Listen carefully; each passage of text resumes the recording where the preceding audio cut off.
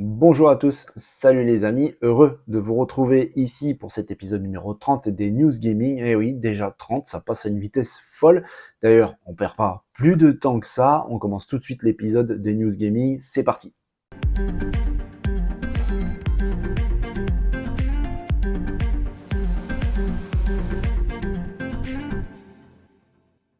Alors les amis, je vous ai dit très régulièrement sur la chaîne que Sony était en train de nous préparer quelque chose de colossal pour son showcase de cet été, du mois de juin.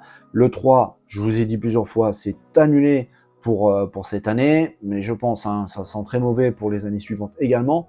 Mais c'est pas grave, les éditeurs, les développeurs et puis les constructeurs avaient déjà prévu de toute façon de nous en mettre plein la vue.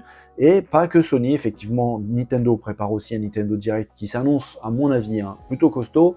Et évidemment, Microsoft Xbox qui prépare aussi de son côté un showcase qui va, à mon avis, piquer un petit peu. Déjà, on connaît déjà la durée de ce showcase qui s'annonce plutôt colossal. On parle d'une durée de 2 heures. Oui, 2 heures d'annonces, 2 heures de news, de vidéos, de gameplay. On va en prendre vraiment, assurément, plein les yeux. Il y aura même une période relativement importante, de 20 voire 30 minutes dédiées spécialement à Starfield. Je vous avais dit qu'il y allait avoir un Starfield direct, ça sera le cas. Donc 30 minutes au moins de Starfield, ça va être pas mal aussi, beaucoup de choses à révéler, je pense. Ce showcase se tiendra le 11 juin prochain et pour l'heure, ce sera de 19h à 21h heure française. On aura très certainement beaucoup de gameplay, beaucoup de nouveautés. On attend beaucoup de vidéos de Hellblade 2 et pourquoi pas carrément une date de sortie, d'annonce de sortie pour ce jeu très attendu. On aura du Perfect Dark, on aura très certainement des vidéos et peut-être même de gameplay de Fable, la suite de Fable 4, très attendu. On aura évidemment d'autres jeux comme Forza Motorsport, la déclinaison circuit simulation de la série des Forza. Bref, on attend beaucoup de cette conférence de Microsoft. On voit par là que Sony travaille d'arrache-pied, va nous en mettre plein la vue, mais il ne faudra pas compter de voir les concurrents se croiser les bras. Ils vont vraiment aussi vouloir nous en mettre plein les mirettes, et je pense que ça sera le cas. Je vous ai dit régulièrement que cet été s'annonce absolument dingue. Ça va être vraiment dingue. Il va falloir prendre des vitamines, il va falloir prendre vraiment beaucoup de café. Moi, j'espère que j'aurai une connexion vraiment de qualité pour pouvoir vivre ça avec vous. Pourquoi pas en live, ça j'y tiens. Mais en tout cas, on va en prendre plein les yeux et sincèrement, on va pas s'en plaindre. Les amis, on va rester chez Microsoft, plus précisément Xbox, avec son président Phil Spencer lui-même qui a déclaré avoir noué un contrat vraiment important avec un opérateur téléphonique anglais qui fait partie du groupe British Telecom, donc c'est vraiment pas n'importe quoi. Cet opérateur c'est EE, qui s'écrit E. Et en fait, ce contrat fait valoir que Microsoft va porter pendant 10 ans les jeux issus du catalogue Game Pass sur le réseau cloud gaming de cet opérateur. Mais pas que. Vous voyez où je veux en venir, évidemment, ça porte aussi sur les jeux d'après l'acquisition de Activision Blizzard King. Vous savez qu'il y a une guerre sans merci entre Sony et Microsoft concernant ce deal qui s'annonce vraiment colossal. Mais c'est vraiment très important et on va lire un petit peu la déclaration de Microsoft à ce sujet parce qu'il y a vraiment quelque chose d'assez révélateur. Microsoft déclare: Microsoft et EE, donc l'opérateur téléphonique, étendent leur partenariat avec un engagement de 10 ans dans le domaine du cloud gaming afin d'apporter les jeux PC créés par Activision Blizzard suite à l'acquisition et Xbox aux clients de EE. Nous nous engageons à proposer davantage de jeux à un plus grand nombre de personnes, quelle que soit la manière dont elles choisissent de jouer. Cette dernière partie de la déclaration est plutôt intéressante parce qu'en fait, cette rhétorique revient très souvent de la bouche de Microsoft, particulièrement de Phil Spencer, qui annonce à chaque fois qu'ils veulent proposer le maximum de jeux au maximum de monde, quelle que soit leur manière de jouer. On le voit maintenant même avec le cloud gaming, ils veulent proposer le maximum au maximum de joueurs tout simplement. Et cette acquisition est vraiment très importante parce qu'on parle d'une acquisition d'une compagnie anglaise. Et si vous vous souvenez, je vous ai dit très régulièrement que la CMA, l'autorité antitrust anglaise, est en train en ce moment même de statuer sur l'acceptation ou non du rachat d'Activision. Vous voyez un petit peu où je veux en venir. C'est vraiment très malin de la part de Microsoft. Ils ont joué finement. Le timing est juste absolument parfait parce qu'en plus de ça, la décision définitive de la CMA, donc l'autorité anglaise, va arriver bientôt. On parle du 26 avril prochain.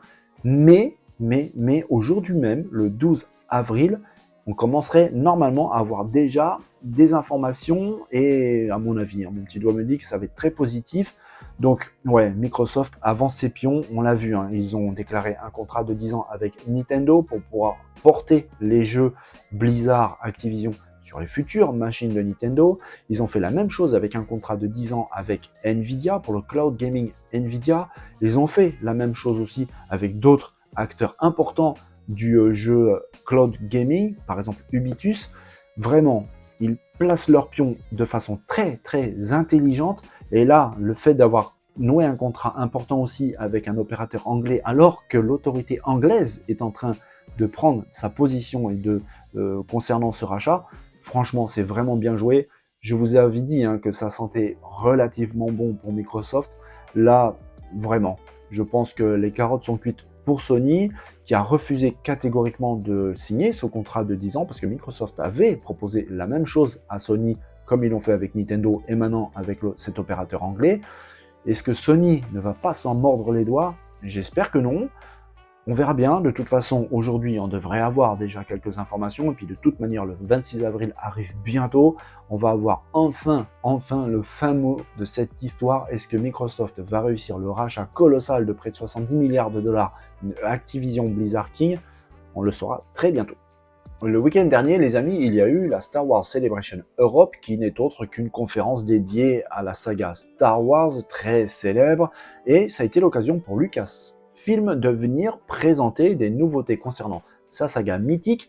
Et au passage, petite news, les amis, c'est cadeau, il y a 3 films Star Wars qui sont d'ores et déjà en préparation. Personnellement, j'ai vraiment hâte, et pas que, parce que Jedi Survivor, Star Wars Jedi Survivor, en a profité pour venir faire un petit coucou à tout le monde avec une nouvelle vidéo de gameplay vraiment très intéressante, et puis des news qui sont aussi vraiment très intéressantes.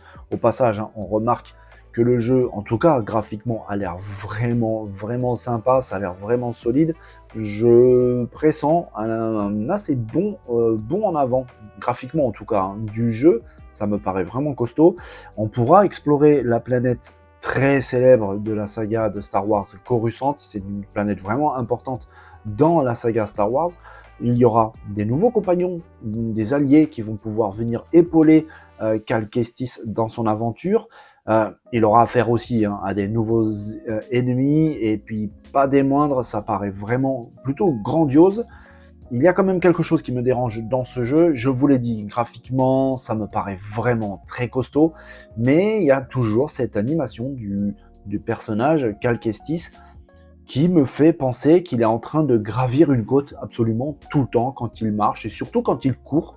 J'ai pas l'impression que les développeurs ont rectifié ça par rapport au premier opus, parce que c'était déjà le cas. On avait un petit peu cette sensation de démarche un petit peu étrange, vous savez, quand il court comme ça avec les jambes plutôt écartées, ça fait pas naturel.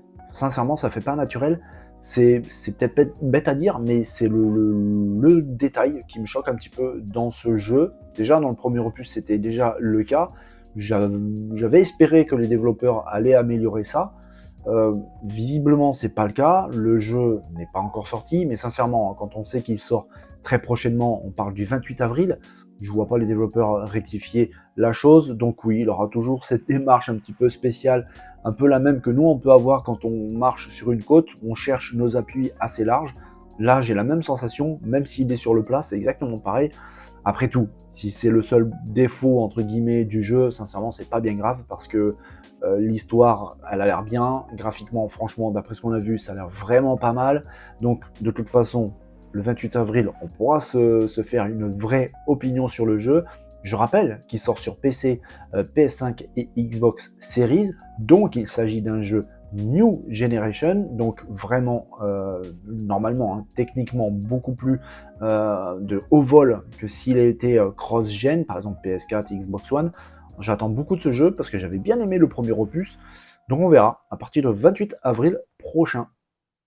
Voilà les amis, c'est tout pour aujourd'hui, c'est tout ce que j'avais à vous dire pour cet épisode numéro 30 des News Gaming. Alors on sent petit à petit qu'une pression commence à arriver à l'approche des conférences de cet été. On avait vu que Sony nous prépare un showcase absolument colossal pour le mois de juin. On a vu aujourd'hui le showcase de Xbox de près de 2 heures qui s'annonce vraiment balèze aussi.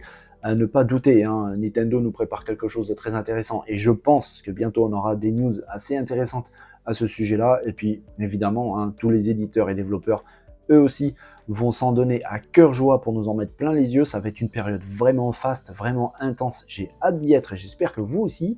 J'espère que vous avez aimé cette vidéo. Comme d'habitude, moi j'ai vraiment adoré partager ces petites news avec vous. Si vous avez aimé, n'oubliez pas les pouces, les cœurs, les partages, comme vous voulez. En tout cas, ça me fait toujours plaisir. Et surtout, merci, vraiment merci pour vos commentaires dans la zone prévue à cet effet. Ça me donne énormément de force tout le temps de lire vos commentaires. Ça n'arrête pas de me motiver. Donc tout simplement merci. En attendant, je vous souhaite à tous une très belle et très bonne journée. Prenez soin de vous, faites attention à vous. N'oubliez surtout pas de vous amuser, c'est super important. Je vous dis à très bientôt dès demain pour l'épisode 31 des News Gaming. L'actu ne s'arrête pas, je retourne au boulot. En attendant, bonne journée, bye bye.